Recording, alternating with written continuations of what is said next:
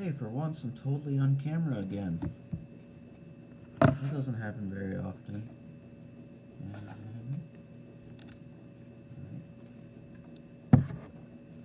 Before I get started, I just want to say Happy Father's Day to all the dads out there, and the godfathers, and the uncles, and the father figures, fathers-in-law, everyone who deserves the title dad of some sort, even pet dads. Because I gotta admit, I felt the big sad earlier. Not like the big sad, but just a pretty decently sized sad that Father's Day didn't really apply to me because I don't have any human kids. That my kids are my pets. And used to be a godfather, but I'm pretty sure I'm not anymore. That's a whole other situation.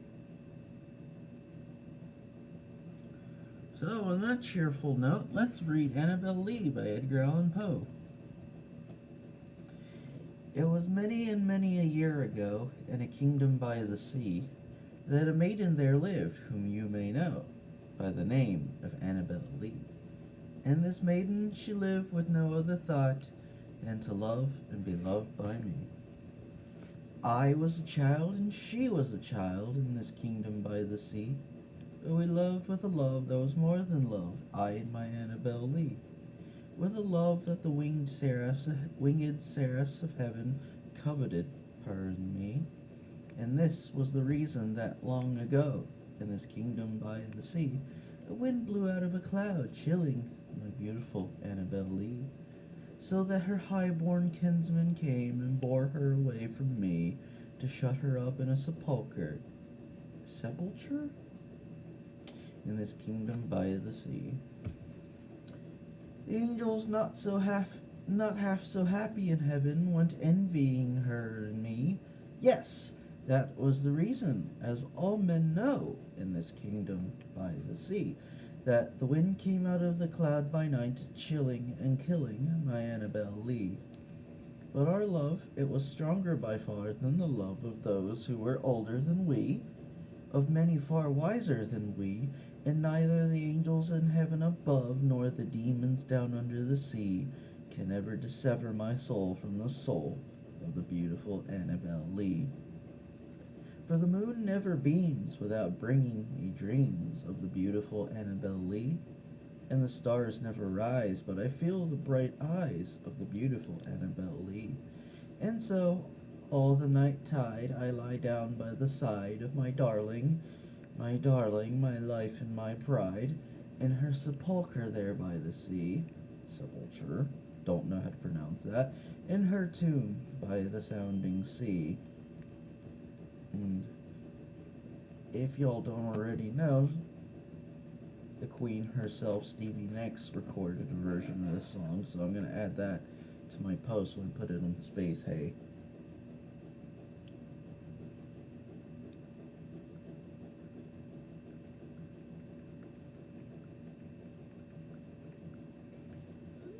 And as a special bonus, and this just occurred to me, I'm going to read The Fall of the House of Usher.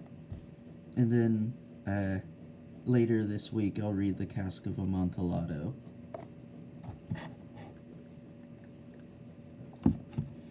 Since we're doing famous poetry / fiction today, and we did famous fiction the last 2 days, tomorrow's going to be some of my poetry, and then Tuesday is going to be some of my fiction. So Wednesday will probably be Amontillado. Alright, let's see.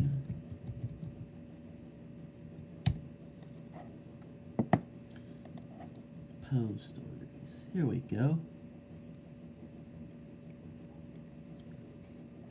I'm going to add this to my reading list for later use.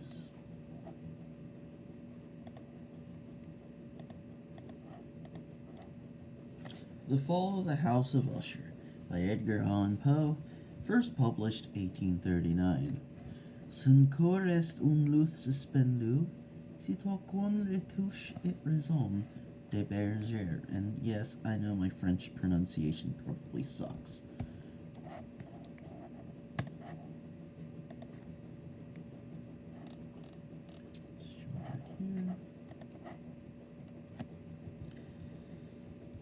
During the whole of a dull, dark, and soundless day in the autumn of the year, when the clouds hung oppressively low in the heavens, I had been passing alone, on horseback, through a singularly dreary tract of country, and at length found myself, as the shades of the evening drew on, within view of the melancholy house of Usher.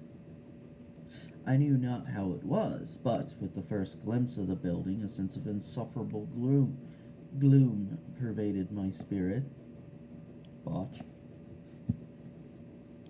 I say insufferable, for the feeling was unrelieved by any of that half pleasurable, because poetic sentiment with which the mind usually receives even the sternest natural images of the desolate or terrible.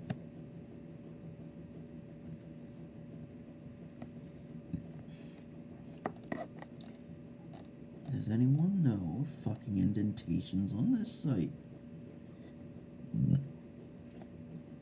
Excuse me. I had a lot of Greek food for lunch.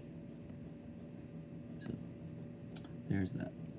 And of course, reflux is my reward. Alright.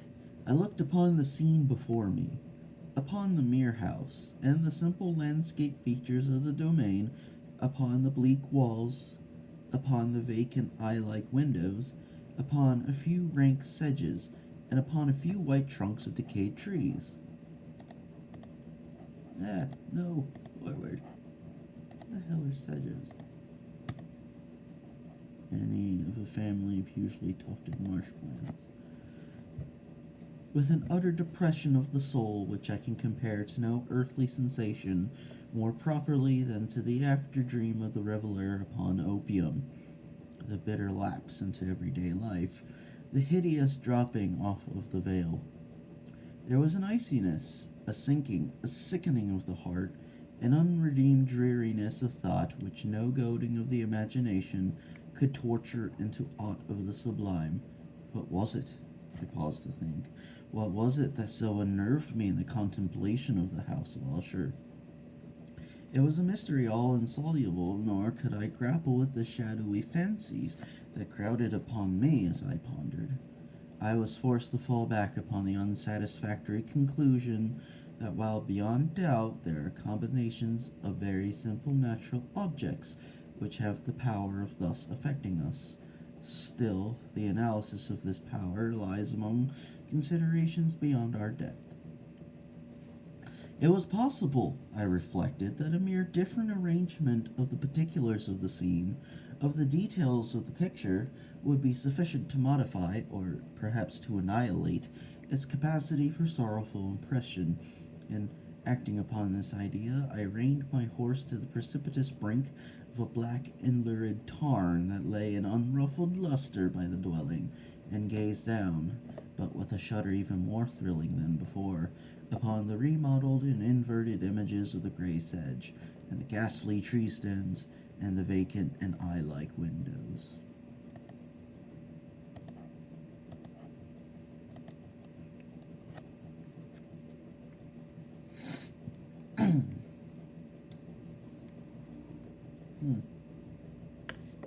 Okay. Where, here. Nevertheless, in this mansion of gloom I now propose to myself a sojourn of some weeks.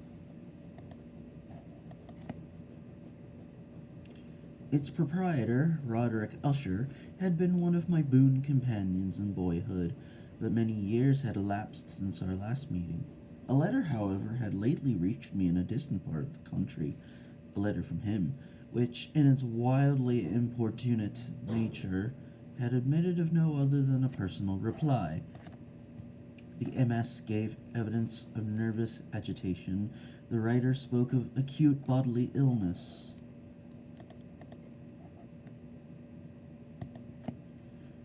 of a mental disorder which oppressed him, and of an earnest desire to see me as his best and indeed his only personal friend, with a view of attempting, by the cheerfulness of my society, some alleviation of his malady. It was the manner in which all this, and much more, was said, the apparent heart that went with his request, which allowed me no room for hesitation, and I accordingly obeyed forthwith what I still considered a very singular summons. Although as boys we had been even intimate associates, yet I really knew little of my friend. His reserve had always been excessive and habitual.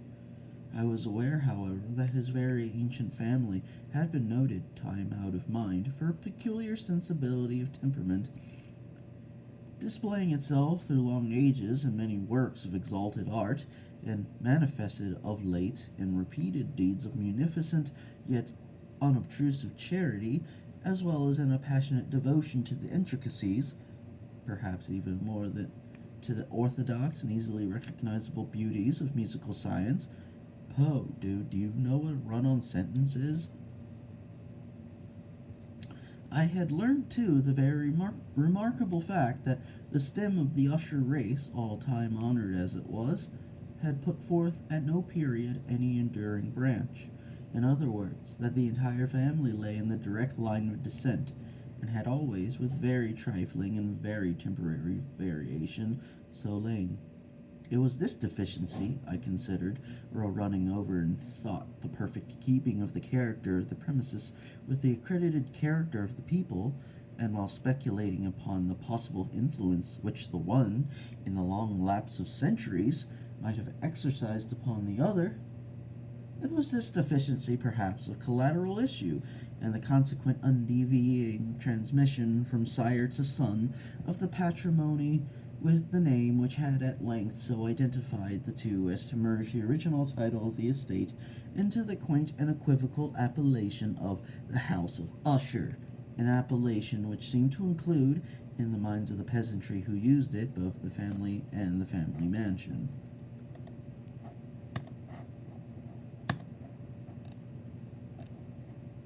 I need a few minutes, hold up a sec.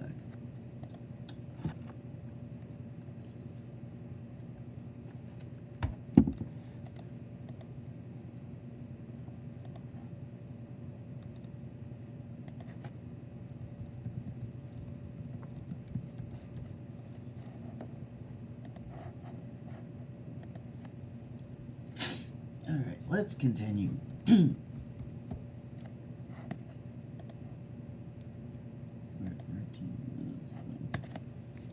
I have said that the sole effect of my somewhat childish experiment, that of looking down within the tarn, had been to deepen the first singular impression. There can be no doubt that the consciousness of the rapid increase of my superstition, for why should I not so term it, served mainly to accelerate the increase itself.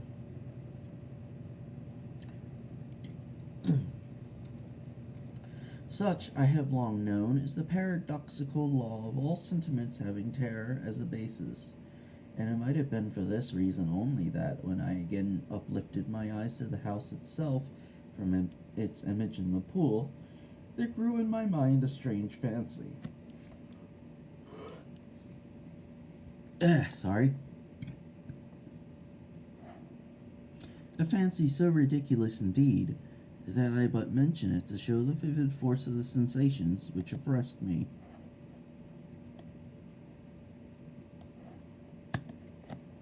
I had so worked upon my imagination as really to believe that about the whole mansion and domain there hung an atmosphere peculiar to themselves and their immediate vicinity, an atmosphere which had no affinity with the air of heaven, but which had reeked up from the decayed trees and the grey wall and the silent tarn, a pestilent and mystic vapour, dull, sluggish, faintly discernible, and leaden-hued. Shaking off from my spirit what must have been a dream, I scanned more narrowly the real aspect of the building. Its principal feature seemed to be that of an excessive antiquity. The discoloration of ages had been great. Minute fungi overspread the whole exterior, hanging in a fine tangled webwork from the eaves. Yet all this was apart from any extraordinary dilapidation. No portion of the masonry had fallen, and there appeared to be a wild inconsistency between its still perfect adaptation of parts and the crumbling condition of the individual stones. In this there was much that reminded me of the specious totality of old woodwork which has rotted for long years in some neglected vault, with no disturbance from the breath of the external air. Beyond this indication of extensive decay, however, the fabric gave little token of instability. Perhaps the eye of a scrutinizing observer might have discovered a barely perceptible fissure, which, extending from the roof of the building in front, made its way down the wall in a zigzag direction until it became lost in the sullen waters of the tarn.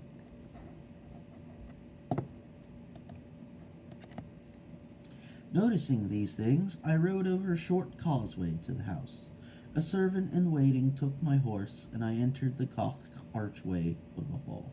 A valet of stealthy step thence conducted me in silence through many dark and intricate passages in my progress to the studio of his master. Much that I encountered on the way contributed, I know not how, to heighten the vague sentiments of which I have already spoken.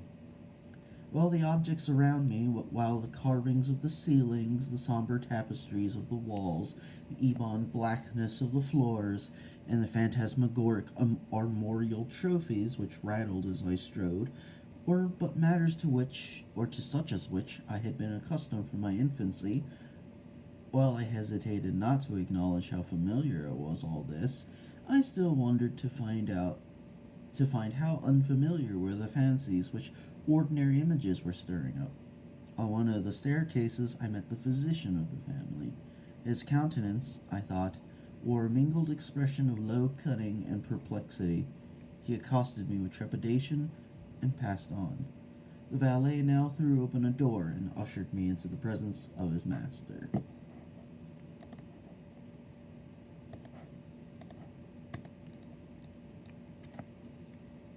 The room in which I found myself was very large and lofty. The windows were long, narrow, and pointed, and at so vast a distance from the black oaken floor as to be altogether inaccessible from within. Feeble gleams of crimson light made their way through the trellised panes, and served to render sufficiently distinct the more prominent objects around. The eye, however, struggled in vain to reach the remoter angles of the chamber, or the recesses of the vaulted and fretted ceiling. Dark draperies hung upon the walls. The general furniture was profuse, comfortless, antique, and tattered.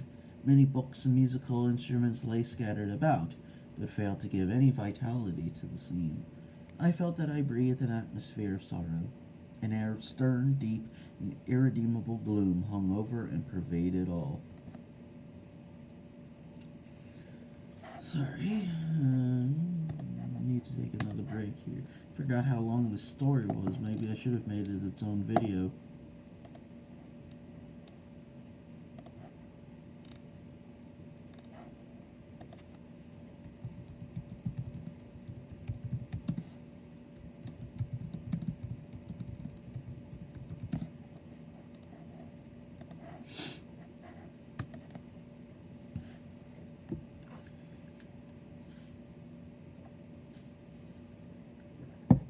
This should help. Upon my entrance, Usher arose from a sofa on which he had been lying at full length, and greeted me with a vivacious warmth which had much in it, I at first thought, of an overdone cordiality.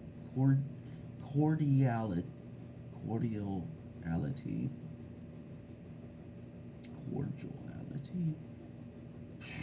There are some words I don't know how to pronounce because I've never heard them said out loud. Cordially, I've heard that. Of the constrained effort of the Inuit man of the world. Inuit? Yeah, it is Inuit. He just spelled it weird. A glance, however, at his countenance convinced me of his perfect sincerity. We sat down, and for some moments, while he spoke not, I gazed upon him with a feeling half of pity, half of awe. Surely, man had never before so terribly altered in so brief a period as had Roderick Usher. It was with difficulty that I could bring myself to admit the identity of the one being before me with the companion of my early boyhood. Yet the character of his face had been at all times remarkable. A cadaverousness of complexion, an eye large, liquid, and luminous beyond comparison, lips somewhat thin and very pallid, but of a surpassingly beautiful curve, a nose of a delicate Hebrew model, but within a breadth of nostril unusual in similar formations, a finely molded chin, speaking, in its want of prominence, of a want of moral energy, hair of a more than web-like softness and tenuity, these features, with an inordinate expansion above the regions of the temple, made up altogether a countenance not easily to be forgotten.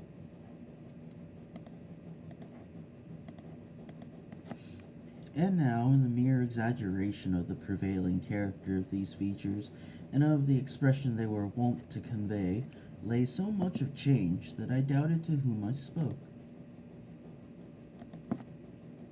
Want? The now ghastly pallor of the skin and the now miraculous luster of the eve, above all things, startled and even awed me. The silken hair, too, had been suffered to grow all unheeded, and as, in its wild gossamer texture, it floated rather than fell about the face, I could not, even with effort, connect its arabesque expression with any idea of simple humanity. In the manner of my friend, I was at once struck with an incoherence, an inconsistency, and soon I found this to arise from a series of feeble and futile struggles to overcome an habitual trepidancy, an excessive nervous agitation. For something of this nature I had indeed been prepared, no less by his letter than by his reminiscences of certain boyish traits, and by conclusions deduced from his peculiar physical conformation and temperament. His action was alternately vivacious and solemn. His voice varied rapidly from a tremulous indecision, where the animal spirit seemed utterly in abeyance, to that species of energetic concision, that abrupt, weighty, unhurried, and hollow-sounding enunciation that led in self-balanced and perfectly modulated guttural utterance, which may be observed in the lost drunkard or the irreclaimable eater of opium during the periods of his most intense excitement. It was thus that he spoke of the object of my visit, of his earnest desire to see me, and of the solace he expected me to afford him. He entered, at some length, into what he conceived to be the nature of his malady. It was, he said, a constitutional and a family evil, and one for which he despaired to find a remedy. A mere nervous affection, he immediately added, which would undoubtedly soon pass off. It displayed itself in a host of unnatural sensations. Some of these, as he detailed them, interested and bewildered me, although perhaps the terms and the general manner of the narration had their weight. He suffered much from a morbid acuteness of the senses. The most insipid food was alone endurable. He could wear only garments of certain texture. The odors of all flowers were oppressive. His eyes were tortured by even a faint light, and there were but peculiar sounds, and these from stringed instruments, which did not inspire him with horror. This is going to be the last paragraph I read for now, because this story is way longer than I remember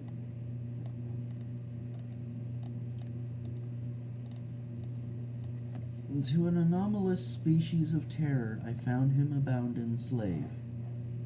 I shall perish, said he. I must perish. I must perish in this deplorable folly. Thus, and not otherwise shall I be lost. I dread the events of the future, not in themselves, but in their results. I shudder at the thought of any, even the most trivial incident, which may operate upon this intolerable agitation of soul. I have indeed no abhorrence of danger, except in its absolute effect. In terror, in this unnerved, in this pitiable condition, I feel that the period will sooner or later arrive when I must abandon life and reason together in some struggle with the grim phantasm, fear. And that's all for me today.